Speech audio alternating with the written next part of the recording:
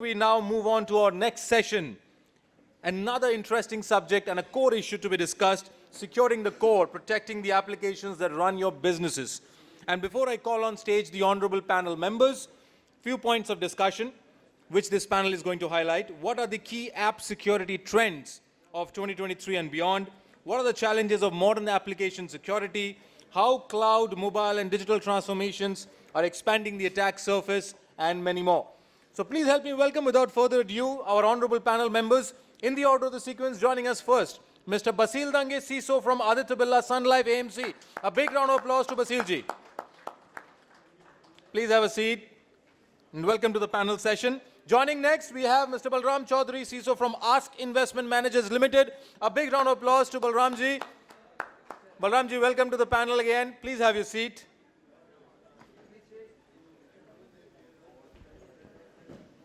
Joining next, ladies and gentlemen, we have Mr. Sandeep Kamble, founder and CTO of Secure Layer 7. A big round of applause to Sandeep ji. Sandeep ji, welcome to the panel and please have your seat.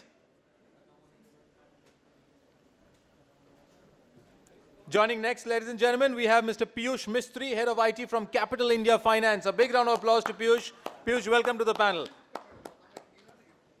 Joining next, we have Mr. Vishal Nagadiya, CTO from NAFA. A big round of applause to Vishal. Vishal, welcome to the panel again. Please have your seat. And joining next, and our honorable moderator for this panel session, Mr. Amey Subhash, Lakeshri, Associate Partner, Ernst & Young LLP. A big round of applause to Amey. Amey, welcome to the panel. So gentlemen, all over to you. Looking forward to a great panel session.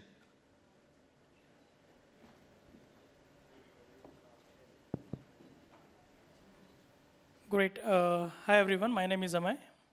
So I think today's topic is quite cool because last decade one of the favorite question for the interviewers was like, tell us the 7 layers of OSI model, right? And the 7 layer itself is the application. We actually earlier it was 7 people, but now we are 6. So I thought I'll crack that joke, but I failed, sorry. So let's start with you. Cool. So Balramji, we'll start with you only, okay? All right. So what do you see, what are the common security trends and security risks associated with the business application? Because we see the business is running on, right, majorly on applications. That's where, yeah, over to you. Hello? Audible? Yes, you are. Hello?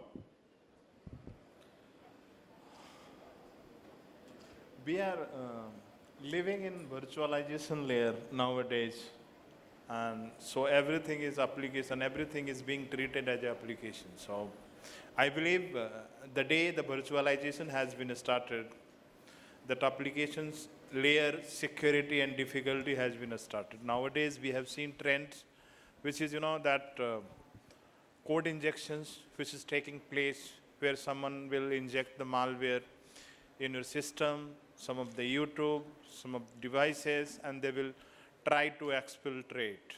Then you must have been hearing the DDoS attack which is taking place in many ways. And nowadays there are OWASP standard. If you are using multi-cloud environments, the people are selling that OWASP standard web applications firewall. So technically this is not going to help you entire way, but there are multiple things which requires to done to ensure that this trends has to be, there has to be remediated on the priority basis. So what should we doing to, ensure that we are having some kind of good security tools along with application security and the trend which is going on. There are 2-3 steps which I can see in the first panel also. I have seen the people are coming and selling tools and technology, but it's not 100% by the coming a new trend which is coming which can safeguard. So no one can automate the security and application security, but yes, you can do 70% automation and 30% still manual intervention is required to safeguard your applications.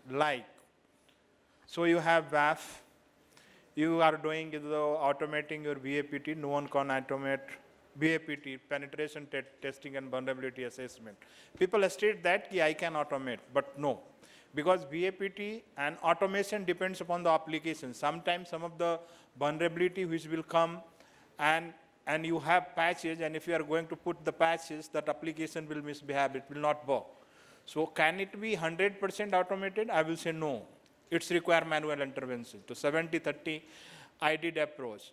Post that, what's supposed to be do in the environment? People is talking about zero trust, network architecture, SASE and all, everything you have implemented. But again, there is a 3 curve, people, process, technology, all 3 is required everywhere.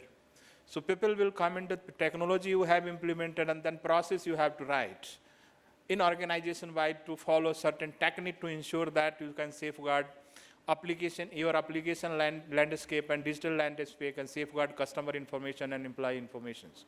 So how to do that? You have implemented tools. Now, above that, you should be doing VAPT, you have done it, you have some report, and then couple of report will come that your partner ecosystem will tell you, yes, vulnerability, I know it's a critical in nature and anytime it can get exploited. What's supposed to be do? Then you have to think in another way, what kind of tools. Then you have to think in manually only. There are tools available, but you have to configure manually. And for that, you require skills. How to ensure that for this security, we should be having how to create a virtual patch. So till the time that ecosystem partner is saying that I will share you patches, till the time vulnerability will not get exploited. So manual intervention is there. Irrespective of the AI ML we are going to use, manual interventions is not going to, that left behind, because you require a manual intervention even if you have AI ML. Post that, what I be supposed to do, you have to do regular basis, you have to do threat intel. Regular basis, you have to do red team assessment and purple assessment, which is in the market. And then on regular basis, you have to do the cyber drill, defensive in nature, intrusive in natures. And then you can say, yes, we are trying to secure 100%. No. There are multiple vulnerability in the application itself. And if you count it, that will be the lengthy list of those applications vulnerability. So the day we have started virtualizing network, virtualizing applications, virtualizing hardware, virtualizing, that your compute resources, everywhere is applications. So if everywhere virtualizations calls as applications, then everywhere that application security comes into the picture and everything is vulnerable. Even your hypervisor layer is vulnerable in the natures. While you are making slice and making too many operating system at one hardware, and then you create a hypervisor layer, and a hypervisor layer itself be vulnerable, it can get exploited. It's a critical again. You safeguard from the antivirus and ADR system or some another different tools to your operating system. How you are going to safeguard your hypervisor and kernel when you making slice and dice of your operating system and creating multiple operating. So there are many things which can be done. I will leave it to some another panel member. Great, Balramji, that was fantastic. We should have taken this question as showstopper. That was very comprehensive. Great. So going next to you, Basil, what do you think? What are the best practices? Of course, we have heard about SaaS thing as well, but still most of the organization, because of the legacy applications or of other compatibility issues, they are still either on-prem or maybe on infrastructure or IaaS, right? So how do you protect those infrastructure from application point of view? So yeah, hi. I'm audible? Yeah. So personally, I don't think that there is any standard checklist, okay, because as you talk about legacy applications, because each application function in the different way. So there are certain standard guidelines which normally CIS provide a CIS benchmark so that we can follow. Other than that, there are certain security controls, what Balram also mentioned, like having the controls whenever the applications are getting deployed, or if it is already deployed, what kind of controls we have, whether in case of legacy application, if that application can be integrated with AD so that we can avoid authentication issues, which normally whenever the attackers try to compromise the organizations or any websites or any workload with their organization, it's the first target. It's try to find any vulnerabilities within the authentications layer. So once he gain the access to the workload, then he can start moving the laterally within the organization and try to compromise the other infrastructure. The other thing which I think is the logging. So whatever the activities which are getting performed on the workloads or on these applications need to be logged, and same need to be integrated with the SOC solutions, and the use case need to be created. It's not that only we integrate with the SOC solution and we leave up to the SOC manager intelligence, and then we will not able to track those attack on the time. One more thing is like Balram also mentioned, on the regular interval, we should perform the VAPT, VACA, what we are performing, and we need to find out what the critical vulnerability which need to be which can be exploited, and accordingly we need to take a decision whether this is okay to go as exceptions or need to be mitigated, because normally we have seen in the environment where we have legacy applications on the legacy systems like Windows XPs or Windows 2003, those kind of systems, we don't have any ready patches available. So having the compensatory controls, like in case if there is any network vulnerabilities which we are observing on that particular servers, can we have some kind of macro segmentation solution installed, or can we move that servers to the macro segmentations environment where the attack surface can be limited. I'm sure we will not able to completely mitigate, but whatever area where we can try to mitigate the attack, we should take those kind of precautions, like having a virtual patching solution installed on the server. So that's additional layer of solutions what we can do, because as you rightly mentioned, because the users now initially it was only the on-prem setup. Now we also have a cloud workload. Understanding the cloud and implementing those kind of controls, like when I first got the understanding of cloud like 4 years back, the AWS was having 100 services. Now it's more than 260 plus services. So understanding those kind of services and all that. So understanding those things and having the necessary control for those kind of solutions, I think that will really help. Absolutely. Understanding the application landscape itself, it's quite difficult, right? And nowadays when we see the attacks are happening mostly through application, because when you see any organization's attack surface area, most of it will be covered by the application itself, right? So one more thing I will add it here. So while you see in any organizations, so most of the organizations fail to create an inventory, proper inventory of your application or of your asset. Asset, it's not only laptop, desktop, your switches, routers, firewalls, but the data. Where is the critical asset resides, and which kind of asset needs to be go on the real-time basis monitoring. Who is generating the data, and on the real-time basis we are integrating with our next generation's managed detections and response, along with threat intel we are doing with the multiple feed, along with user entity behavior analytics which we are doing, where at least on the real-time basis we come to know post-integrations. This is the number we have given to the asset, which is a critical, super critical in nature. This is critical, this is the high, this is medium, and this is a low. And where, as and when you get incident, we should act upon on urgent basis, immediate basis, or good to have basis, something like that. So the BR as a you know that practitioner, you can say as a professional, we fail to do this kind of stuff. Sometimes they missed some of the asset, and the missed asset create havoc in the organization. So this is the critical part, to have asset inventory list. Absolutely, a key takeaway is like identify your digital footprints, data assets, everything, right? And even some of the common attacks which happen starting from 2020, which we have seen in the world in news as well, has been because of this, some of the test server, deployed on the cloud, etc., right? And nobody's taking ownership on that afterwards. Lateral movement will exploit you. Absolutely. Great. So knowing that attack surface application covers lots of parts of, even if the attacker thinks, even the script kiddies goes on the website first of the organization, they see how vulnerable it is. From there they try to see the different connectors towards your applications, and they go upfront, right? That's how the script kiddie starts usually.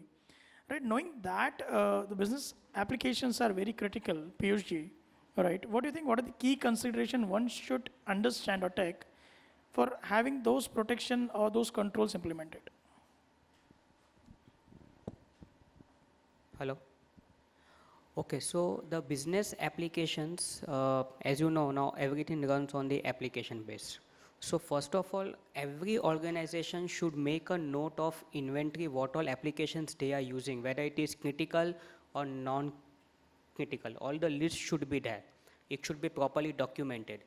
Then it should periodically, those non-critical applications should also be reviewed, because the attackers will just see the point from where they want the entry. And if you are thinking, okay, this application is not that much critical, so we will not focus more, but chances are there that exploit can happen from non-critical application only.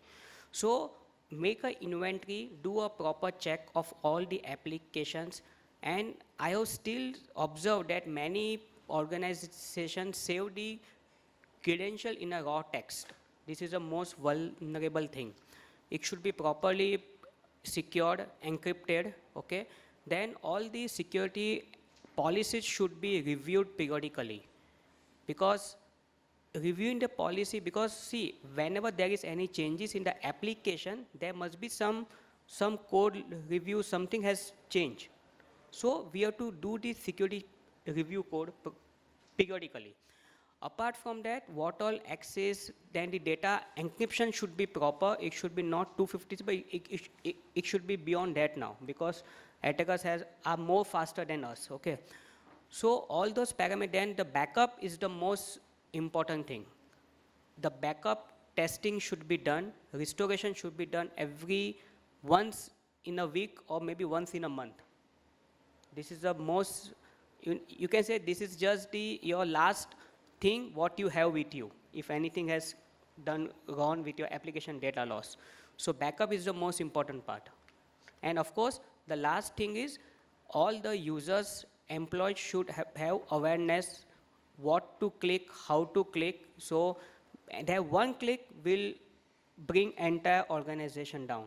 So the awareness is the most important part. Thank you, Piyush ji. I agree. Even if you see, that's everyone knows about it, right? Attacker needs to have at least one chance to come in, and we have to defend every time, right? Knowing that also, when we have seen there are vulnerabilities which are open, let it be high, low, medium, right? Anything. Attackers are 40% faster than defenders to weaponize it before we take time to mitigate it, right? 40-50%, I'll say, right? So next, Sandeep ji, my favorite question to you, okay? Yeah. Is like, how will you protect the application from unauthorized access, and can you just throw more light on the data breaches happening through application? Yeah, I think it's a very wide question, first of all, and I think I was carefully listening to Balram and Piyush ji. They were talking about, first of all, we need to identify what are your crown jewels, what are your important data, and then only we can think about, what are the applications or what are the assets that you want to protect, in short, right? So in this case, once you identify your crown jewels and the critical assets overall, then probably, you need to think, okay, if it is a web application, and if you look at the Verizon report, it's almost says 41% breaches coming from web application only. And when we talk about web application, it's not just a web application. If you go below one layer, there are API also exist. Okay, there is a contribution coming from your web application and also the API. We need to take care of both of the things while thinking about the protection itself. Yeah, definitely protection is our end goal. We want to protect that particular asset, specifically web application or maybe API. But before even protecting, what are the things that we should evaluate? Maybe like some of the folks were talking about VAPT, right? VAPT cannot be automated. In order to identify what is a vulnerability exists, or what are the vulnerability that we want to stay away from the application itself. So in this case, a lot of time we start with the VAPT process, or start with the identification process using various natures, including your bug bounty program or maybe your regular VAPT. In that case, what happens, we forget about what is the nature of this application during the test itself. The vendor or the partner that we hired, is he actually covering the entire application, or I would say your APIs or any necessary path, right? And in that case, we probably miss out a lot of vulnerabilities, right? So I can take a few of the name, right? So if you have a cross-tenant application, so probably many times we may miss out checking about whether the cross-tenant communication is happening or not, which should not be allowed, right? One customer should not see other customers' data. Probably that's maybe in the banking, maybe one customer should not see other customers' balance, right? That always happens. So once we understand that thoroughly, then probably we'll say, oh, okay, we know the problem now. Now we need to think about how we fix that problem. So within the fixing also, there are, if you put me in the person of a developer, first of all, I think that, okay, this is something liability on me. If I want to fix this vulnerability, probably I'll take my own leisure time to fix it. Or I need some pressure from CEO or CTO or maybe your CIO, but CISO, okay, always a evil guy in the zone, right? So the developer or maybe the product manager or the other stakeholders may think, okay, this vulnerability maybe we will fix in next release, not this one. Probably we are failing to give them a right set of severity, even if we have this CVS score, but they feel like, okay, this is just a calculator. You're just calculating using some of the parameters. Probably we are failing somewhere to give them a right insight about the business and why it is very risky. And sometimes it should be not driven from the CISO, sometimes it should be driven from the upper side. Maybe the management should drive this to fix it as soon as possible, right? And then only probably we might able to say, okay, the protection has been added, but that protection is really a full set protection or it's just a compensating control. Someone may bypass it, right? There are many chances. We can take one of the example, like a lot of folks want to fix accesses vulnerability, but when we do the another set of VAPT, we will find out, okay, one more vulnerability, which is accesses, which kind of an injection, which we are trying to fix it from very long time, right? In that case, there has to be a solid process or understanding in between the partners, internal stakeholders, and a lot of other factors, considering even education on the secure code, right? So then only you will be able to figure out, okay, this protection can be implemented. Apart from that, whenever we receive pen test report or VAPT report or any audit report, we should actually analyze what is the pattern of my organization, what kind of risk we actually receive from third party. Is it an injection? Is it a remote code execution? Or it's just an indirect object reference attack or maybe a broken access control mechanism or maybe authentication bypass? In that case, we might need to figure out, okay, these are the set of developers, probably they are not really thinking about while coding itself. They should put some sort of I would say the mitigation during the code itself so that there should not be a low hanging fruits at all while at least first assessment of the application or maybe a API, right? Then only I think I would say the pen testers or VAPD guys may have some sort of challenge. Otherwise, they'll come back and say, okay, guys, you have again XSS, welcome back. And this is your ROI, that we are repeating the same vulnerability again back to you. Yeah, and this is where we will get a face palm. Developers, again, fix this. So this is a kind of a waste of time, that comes in picture. So this is the reason, we should have a set of vulnerabilities and we should guide our product managers or owner of the application that, okay, guys, this is the training that you should do it. So again, if I want to put again myself into the developer shoes, okay, the training is the part, is going to be again difficult. So in that case, a lot of folks want to implement web application firewalls apart from a regular assessment. And probably apart from your regular web application, let's not just think about the OOPS top 10 here. We should also think about vulnerabilities, let's say credential stuffing. Okay, this may not be reported by any of the pen testers, but it does exist in the application environment or the API. As a bank, I do have a loyalty program, reward program, and I think I don't see a lot of Gen Z here, but they really like this loyalty program. And nowadays, some gentleman was talking about, now script kiddies can also perform a lot of execution, right? So these people will put a lot of bots, specifically AI bots, and nowadays the generative AI is going more beyond that, right?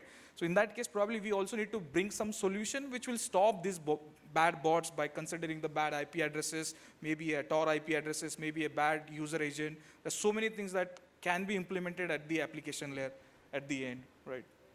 Fantastic, Sandeep. Please, Balram ji. So I want to add. So a request from Amey and Sandeep both, because you guys are consulting partners, okay. So it's not that developers are not fixing the issue, what you rightly mentioned on the credential bypass and all that. The issue is that we are reporting so many issues to the developers or the infra team that they are not able to mitigate those things in time. And finally, like they, abhi kar de, jo karne ka hai wo kar de.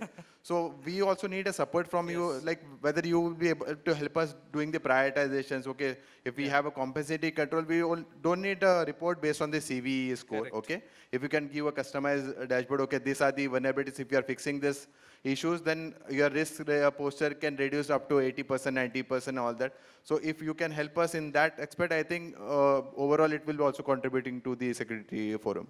Yeah, definitely. I think, I feel we need a modern security testing where the traditional problem that you mentioned, that's nowadays no more in the Western world, but it exists in India as of now. Probably there might be some exception, but I believe the redoubt calls probably going to help a lot. And definitely we need to put more champions as a developer. Probably, I'm not sure how that will work, but yeah.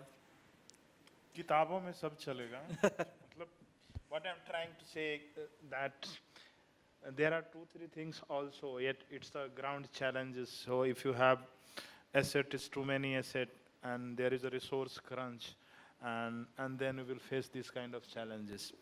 So what I was going to add, there are 2 things in applications landscape which I believe that we should be adding. One is the insider threat, second is the posture assessment of your entire infrastructure and application on the real-time basis.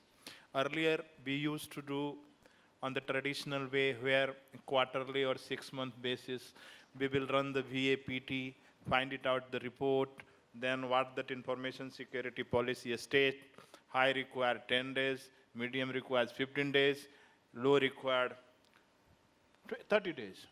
Believe high and medium is not getting exploited, and the number which you have put for 30 days is got exploited. What will be the impact? Then the definitions needs to get changed from the partner side as well. While we're talking about the insider threat, so as in the morning also I was telling that the most of the exploit take place from the employee. Either this employee can be your general employee like working in finance, working in account, working in HR and somewhere else. But the main vulnerability also resides from IT users also who support on daily basis, who is the administrator of your devices, databases, applications and blah, blah. They are going to access. Are we going to give the permanent access? I think 95% does this. So today we have created SQL and Oracle ID, full access given permanently to X people. And those X people will come in the shift, they will share to Y, and then they will share to Z. That is the headache. So we should be putting some kind of list privilege access only on the need to know basis. So today you require to install something, some package needs to go into the production, you provide only timely basis access. How it is humanly possible? Yes, there are tools which can manage like privilege access management, which you have to implement, and define the policy. If you are going to put something into the production, only that time I will give you production database access, and post 2 hours, 1 hour, it will get revoked. So list privilege access is mandatory. Otherwise, 95% of the exploited happen due to this kind of stuff. Number 2, we are living in the multiple cloud environments. So earlier, again, what has to, if I'm going to consume infrastructure as a service, software as a service, platform as a service, because all are not so costly.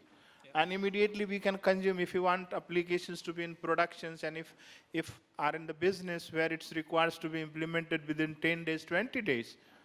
This is the best solutions. Now as a professional, what's supposed to be do? Are we going to automate this? Yes, there are things available which can be automated on the real-time basis. What we should be doing? We should be doing some, no, it's not 100% still. What should we be doing? We should be doing some kind of cloud security posture assessment, which will provide you real-time configurations issue. what is configured in the bad manners, what is configured in the good manner, what can we get exploited on immediate basis, and accordingly on the basis of vulnerability score, you take an immediate action on that. Why this is not 100%? Even in multi-cloud environment, most of the CSPM vendor comes with, they will give only Azure, Google, and Amazon tools. And if you are using some Indian cloud, they will not support. If you are using some third-party SaaS-based platform, they will not support. So there is a challenges where we are looking some kind of process management tools which can integrate with the various SaaS providers and various cloud service providers, be it big three or be it the Indian in natures. And then we should be having central repository. We are meeting, yes, 70% we have made with couple of tools. Still 30% is pending, God knows when it's coming. But we should be taking care of our insider threat along with the posture of your infrastructure and applications on real-time basis. There is a need now, because nowadays the attack has started happening on the AI-based attack. On immediate basis, bot can exfiltrate, there is no physical people resides over there, and some bot and some code will do exfiltrations in your system. Then what will you do? So you should be smart enough, and at the same time we should be automate and create some intelligence tools and techniques to respond them, auto-content them, not 100%, at least 90%, 95%. And there are things which is happening in the market, and there are partners which is doing. Thank you. Absolutely. I mean, just talking about the attacks, and the script kiddies and the sophistication we talked about. A few days before, I just saw one of the Magic Quadrant, and I was quite surprised with that. It was not by Gartner, okay? It was by some other surveyor, and it was about ransomware as a service. And Logbit 3.0 was the topper and leader into that. So now even they are also going with that kind of professionalism, to get sophisticated. And coming back to some of the points we discussed, is that fantastically you explained, Sandeep. Security by design is also important as a theme, right? To have different applications under one roof, have a centralized mechanism authentication, keep on doing your authentication risk assessments, right? And just on a lighter note, the day developers and CISO will become a friend, I think IT world will be your heaven, right? So that was just on a lighter note. So going ahead, we know applications and all that. We do application testing, WAPT, VAPT, etc., etc. And mostly sometimes we forget, because these might be the third-party apps, these might be something outsourced app, or in-house apps, etc., or SaaS, or whatever it is. We forget one important element, which is source code. So how to protect that? What are the different measures we should take on the source code? Yeah, so Amey, you were really apt in saying that the day the software developer and the CISO become friends, the world will be the enemy. So just to take the note from that, the steps that we can do or we can take towards securing the application. The first step, I really can't emphasize more than this, is to first let security be part of the BRD, the requirement. So during the requirement stage, what we do is we take care of the customers, we take care of the UI, UX, but a lot of times we don't even think about security. And that's where the developers miss out on, building the bits and pieces of security at the development stage itself, And it was nicely touched upon by Sandeep ji and Basil that, we do a VAPT, we find out a lot of security issues, and then we go back to the developers, and they come back to us saying that, give us a priority list, and then accordingly we can sort these security issues out. But if they were a part of the requirements itself at the day one, you won't find the problems at the VAPT stage. You won't find at the analysis stage. So that's the first thing that we need to take care of. Now, moving on, I'll touch base on the basic points in terms of simple securities that you can take care of is having validations on the input forms. So when I say breaches that they happen, if I segregate the breaches, we can have breaches like SQL injection, DDoS, but major breaches that nowadays they happen are data leaks, and data leaks that happen through API leakages. So if the development is not done in the right way, a company may lose a lot of data just through leaky APIs. Now, which means that coming back to the validations in the input forms. Now, in our organization, we've taken it a little bit differently in this situation. You know, when we have this development done and we push the code to a UAT stage, we have the scenarios testing in such a way that we also do control testing. We call it as control testing, wherein we do negative testing.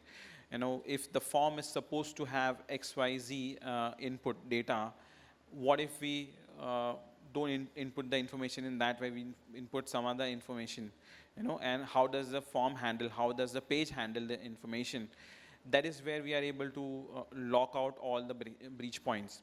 You know, we are also able to lock out the SQL injection possibilities due to this validations in place. Other things that we can take care of is securing the database, you know, so ensure that the database is secure, that important data points are encrypted, you know, the data which is stored are stored in an encrypted format. These things that we can take care of, these are basic items, but they will ensure, you know, we don't lead to a big data breach. We don't lead to security breaches, basically.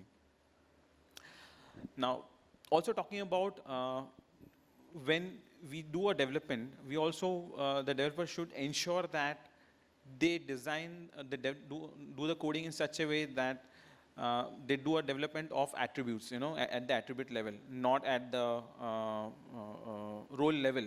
Now, attribute level also helps us ensure that what the information the user is supposed to access, he will be able to access the information the way he is supposed to access. Simple things like, you know, in a system requirements, we also take care of if it's a banking industry, we ensure that, you know, you can't refresh the page, you can't go back, and these things which will help you out. Other things that you can take care of is role-based access. So when you design or develop a software, don't hard code the roles, don't hard code the, you know, activities for a user. Develop in such a way that can be managed by the infra team or can be managed by the admin team to be able to give the roles and only specific forms or access to the pages to the users as per what they require.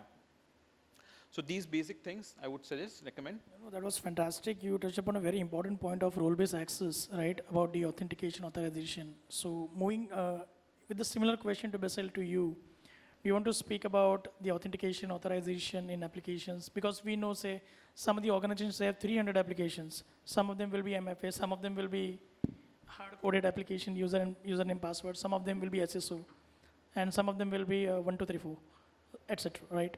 We never know, right? So how do you, what do you suggest? How do we manage that?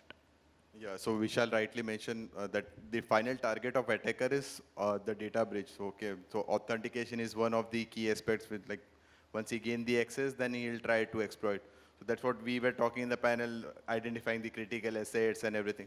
But this concept completely gets changed once you move to the cloud. Okay, cloud workload itself has the identity. What Vishal also mentioned, that in case of API calls and all that, so that has to be, like, whenever we are providing access, like in the BFSI sector, we have a partners where we make a API calls, they make a API calls to us, and the access is based on the workload IP or the certain identity which we have defined. I think next generation identity solutions, what has been getting implemented, like passwordless and all that. So we can also explore those fields, whether that can be incorporated with the current existing solution, and then further strengthening the security postures of the organizations. Like whenever the user is logging to the company asset, okay, why he need a username and password? Why can't he log in through a passwordless solution?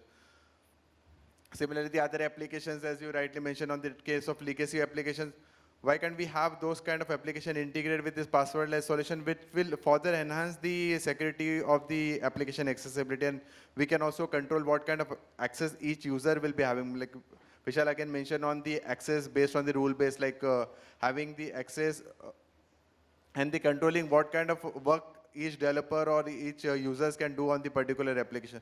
So I think that will be helping to further strengthen the organization security posture.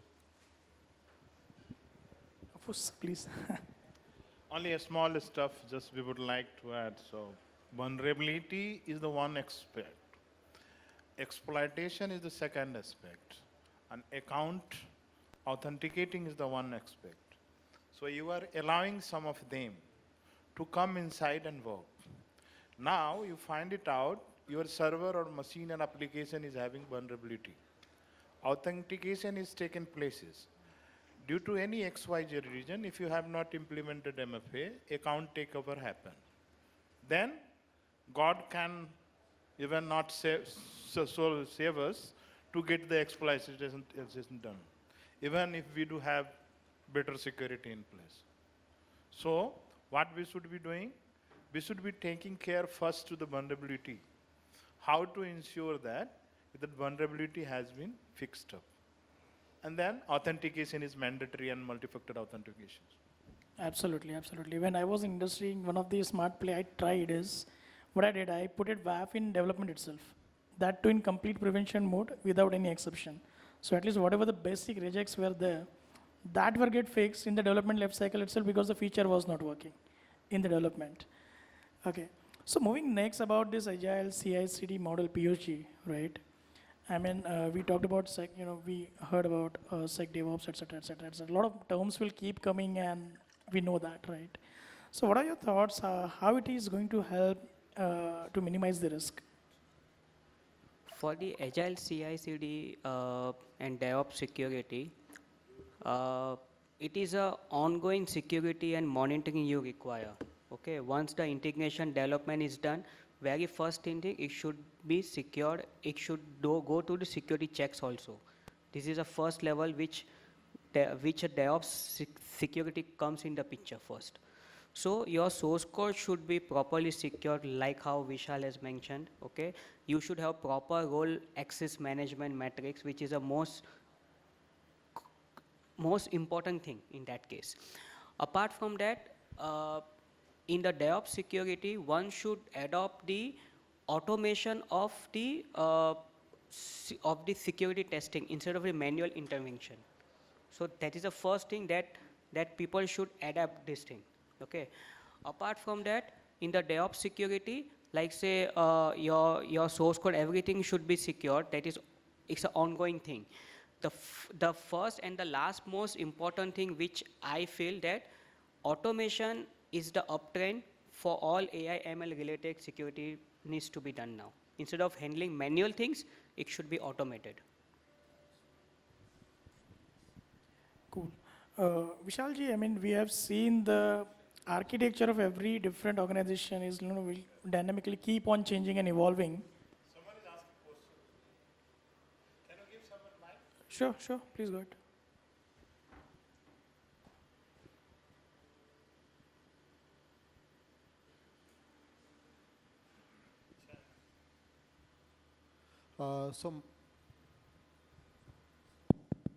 Okay. So my question is to Piyush only. Basically, I was waiting for a long time. For the first time when you spoke, I do want to agree on that part, that whenever there will be a new CR, and whenever it goes into production, in the SDLC itself, we can introduce a security checkup. But usually we introduce it only for the major CRs, not for the minor ones. So do we have any such tool in market where we can have a base core or the core before development into it, and after having the CR implemented in the core, the version 1.11 also fed into the tool, and then a comparison happens automatically in a fashion and without doing any manual testing for security or for otherwise. It gives me a clear outcome that because of so and so CR, these many vulnerabilities are introduced into the system which has to be fixed. This will give an edge to my development team so that they can clearly identify, okay, 4 or 5 new vulnerabilities are introduced because of the new code which I have infused. He or she has to fix it, and then only we can make it into production. That way, not only we will save the time, but we will also be ensuring that our system is time protected. Second is a system which is there today and fully secure also may not be equally secure after a year or so, because the threat actors are also learning with every passing day. And then their technology is also expediting the way we are expediting or progressing in our domain. So technology which is very secure today, an application which is very secure today may not be that secure tomorrow. So do we have a tool in the market using which or relying on which we as a bank or any other organization can clearly identify that, okay, this is the application which I want to test against the active malware, software, so bad actors at up to date, and my application is completely secure against all of them. According to me, we are not that much mature that we have such tools available in the market. It is not. But yeah, as per the AI ML trend has started, so this will also come up very soon. But I don't think so there are any such tools because there are n number of applications in the market. So we should know what kind of application we are using and what tools is required. This will take some time to adapt, according to my vision. Hello. Actually, my question. So I will add something here what Mistry is saying, that there are tools available to do the DevSecOps, correct? If the question is this, yes, there are. Now, is this correct that if we are going to implement those tools, we will be 100% secure? It's up to individual. So as I told earlier also, we are using multiple tools and technology in the environment. We give money, we keep PO, and the vendor partner will come and they will go and implement this. How it is functioning, this is our responsibility to check it. Number one. Number two, if you are not able to do, take a third-party review. I mean to say, if you are going to implement DevSecOps on some different tools, my recommendations to each one of you, take a third-party review on the configurations. You know, WAF comes, Web Applications Firewall. It's introduced, I think, 12 years back as a sidewinder. First company I have seen, I have implemented as a sidewinder. And no one knows that how to implement it. Post you are going to productions application in this, automatically it will stop working. So you should know why this is not working, what is the implications, and if we don't know, we always take a third-party review for each and every security tools, because one security tools give many things, but we are not able to use it. Exactly. If the antivirus, if you say Microsoft Defender, it's also a great tool. We never give. There are EDR, there are tools, but we don't able to configure as much to use this. So, yes, everybody will not be 100% and everybody cannot be expert as for all tools. So, there is no harm to take a third-party review who is expert in the system, and then he will give you idea. There are 100 parameter where 75 you have configured well, 25 is still needs to be given attention. So this way, tools are there. DevSecOps, multiple tools are there. No, but development, security, and operation tool that you are talking about, DevSecOps, in this particular tool, do we have a provision to infuse the comparison? Say, for example, an application that is having zero vulnerability, for an example, is fed with its code over there. Say, we call it version 1.0. After having 2 or 3 new CRs in it, we are having the delta code along with the base code fed into the same tool. Sir मैं बताता हूँ, नाम change खाली हो गया है, वो versioning की जो बात कर रहे हैं हम ना, whatever you are doing. So earlier days, while we were having 100% 100+ application in my organizations, we used to do version control, but not only for the security perspective, but general to keep the package in safe places and implement the final version into the production. Same happening with the CI/CD pipeline. Only the security implementation or scanning the code before putting the same into the production has been, the process has been changed. And this tools is doing. Is this 100%? Again, I will say this is the debatable point. No, not 100%. Post you are putting into the production. Still you have to do the various parameter check going into the production. This is mine. Do you want to add? Absolutely. Okay. So we'll move to the next question. Vishalji, about when we know that the dynamic architecture every organization has, and it will keep on changing, right? So sometimes you have a direct access to database, right? Knowingly, unknowingly, we give that, etc. Right? Then, because the data lies within the application, how will you see while data in processing and then data goes at rest, right? Or in transit, in whichever way, right? How will you separate that operational things from this particular access through the application towards the database? What are the different suggestions you would like to give here with respect to data security? It's a very important point that you touched based on, so we call it as operational data. You define operational data with example with respect to, transactions that are happening in real time, HR records, employee records, all those records. Now, a ideal best practice scenario is your operational data should be different from, or you keep it separate from your data warehouse, So you create a separate data warehouse. It's also a database, but their objective is different, You use operational data for application processing, scripting, accessing the information real time, storing the information real time. It also helps, the database is designed in such a way that can help you manage concurrent users. However, there are scenarios which does not require all these activities, and wherein you can have a separate data, which is called data warehouse, wherein you can store the data in an archival manner. Transactions are stored in an archival manner, and that data can be accessed by users who don't have the need to access real-time information, like a BI team, wherein they are building analytics tool, or BI, they are using a BI tool like Power BI or Tableau or something.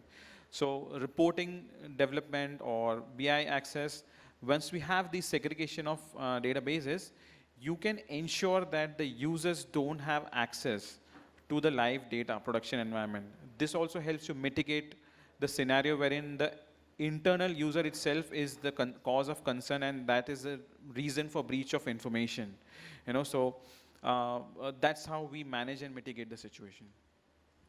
Great, thank you. So I understand we are short of time now. The application security itself, it's like a topic when you have this kind of experienced people sitting here. I think we can have an 8 hours workshop itself, right? And that will also be less. So I think we can take some questions, if he allows. Yeah. Absolutely. I think, first of all, before we start the questions, ladies and gentlemen, big round of applause for this wonderful panel here. We had some very exciting last 50 minutes of discussion. So I open the floor to questions. Can we have the mic to serve, please? Sir, if you could wait, there is a question from the back, and then we'll get. Please introduce yourself, gentlemen, and also the question to which panel member. Hey, hi team, this is Varun from Synopsys.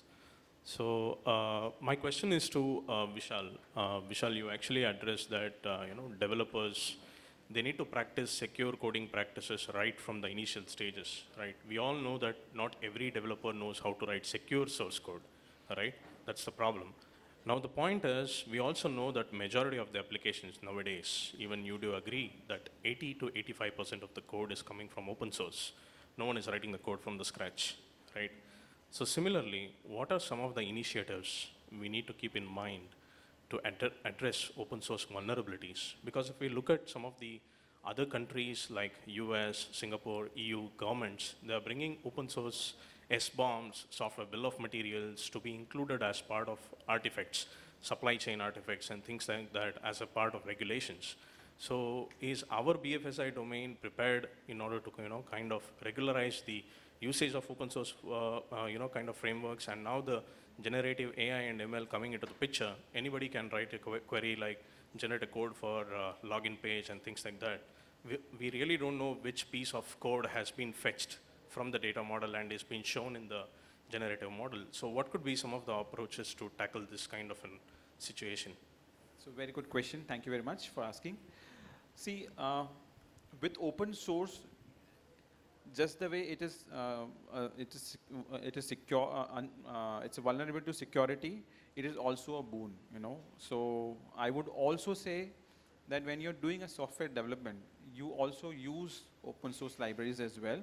However, there are checks and balances that you take care of, So unfortunately, like other countries, we don't have those frameworks over here. I agree to that. But the checks and balances is something that logically you can take care of yourself. If the code has multiple contributors, if there are people who have, there are multiple commits to the code. And if that code is regularly updated. There are high chances that, that source code is very secure enough, So these are the steps that you can take care of. What you can also take care of is you have your own, like, because I'm from an NBFC, BFSI industry, we have something called as a control mechanism, maker, checker, approver process. So you can design your CI/CD pipeline also in such a way that when the developer does a development, there is a checker in place, who's a senior developer, who also verifies the source, who also verifies the information, who also verifies the library, and then there is an approver in place. So when you take care of all these steps, you should be able to address to an extent. I hope this answers your query. Thank you. Can we have the mic in the front? Yeah. Yes, sir, please go ahead. Good evening and a very insightful discussion, and I think I liked all the panelists' responses were very insightful. But on this subject, which and most of you have touched upon it, is that the security development guidelines are something which is at the starting point of the entire development. And if that is followed correctly by the developers, then the chances of security breaches through application get reduced. So why is this so commonly understood practice and very easy to follow not getting implemented? Are the security guidelines not available for developers to follow, or there's an apathy on the part of the developers not to follow? Very good point, sir. बहुत अच्छा बात बताया आपने. आपसे ही सीखा है. Information security policy भी रहती है, software development life cycle guidelines भी रहती है, और उसको हम एडमिन एक्सेस भी दे देते हैं. उस बीच में वो कुछ तो ट्विक कर देता है. So you are right that there are SDLC process approved by board, approved by senior management team, which is supposed to be followed diligently by all the developers, but unfortunately, few of them, yes, do, few of them don't, and hence there is a process to do BA, PT, before putting the same before creating a package in the UAT environment, and then testing it, fixing it, again doing the PT and VA in UAT environment, and then we are going ahead, creating the final package to put into the productions. Yes, you are correctly right. We all will be having information security policy along with 50 different sub-policy will be there. One of them change management and another is software development, life cycle management. And if you believe that, this has been created by that all big four, ENY, PwC, KPMG, they are following, and we are following also those beautiful written. And if any developer can go and only see those documents, possibly 99% things will get captured then and there. You are ditto, mind-boggling, you are right 100%. Thank you. So thank you, Balram. So my last point, which I want to put forward to the panel, if the answer is yes, then I think all of us have got the gist of the entire discussion. So we know that the security development guidelines are available, and it's a human apathy not doing it. So if we have a process of following these guidelines, we have a process of having a code review, a third-party code review before it goes live, then a VAPT, then you also have deployed correctly configured web application layer, a proper authentication mechanism, and then we have got a process of doing VAPT or testing prior to go live. If this discipline is followed, then does this esteemed panel in totality agree that this application security monster, which has been bothering us for so long, can be controlled? Sir, this is the difference between European and England and Indian company. क्यों उतनी बड़ी company उधर बनती है, इधर नहीं बनती है? हम लोग को शॉर्टकट मारने की आदत है. Correct me if I'm wrong.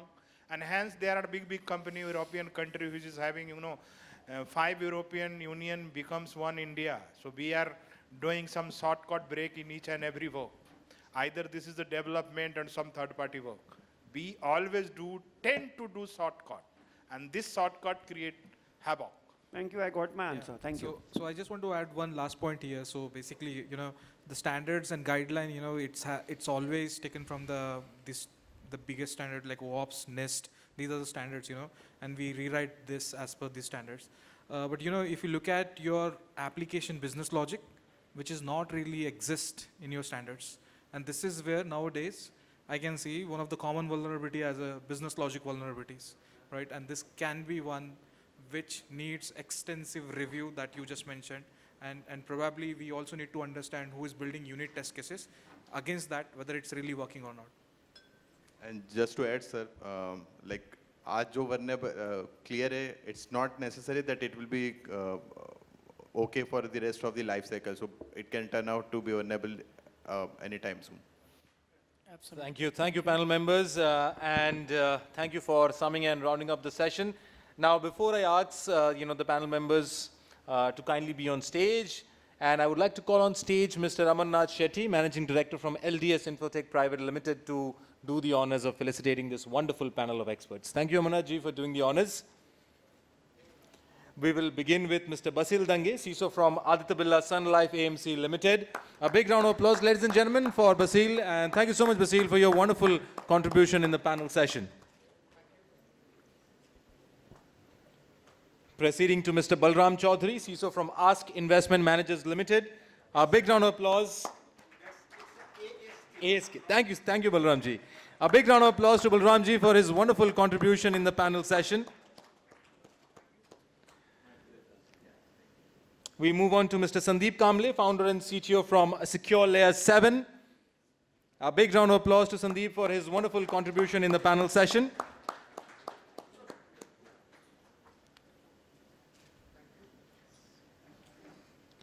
We now move on to Mr. Piyush Mistry, Head of IT from Capital India Finance. A big round of applause to Piyush ji for his wonderful contribution in the panel session.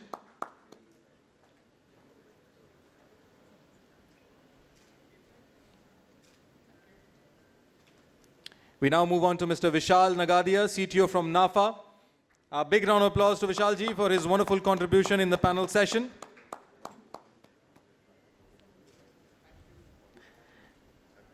And now our honorable moderator, Mr. Amey Subhash Lakeshri, Associate Director from Ernst & Young LLP. A big round of applause to Amey for wonderfully moderating the panel session.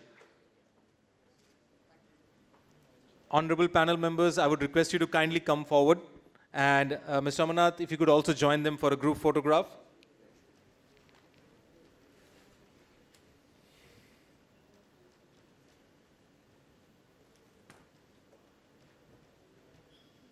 A big round of applause, ladies and gentlemen, once again to this wonderful panel, securing the core, protecting the applications that run for your business. And we had a wonderful panel of experts talking about the session, enriching all of us and sharing knowledge. Thank you so much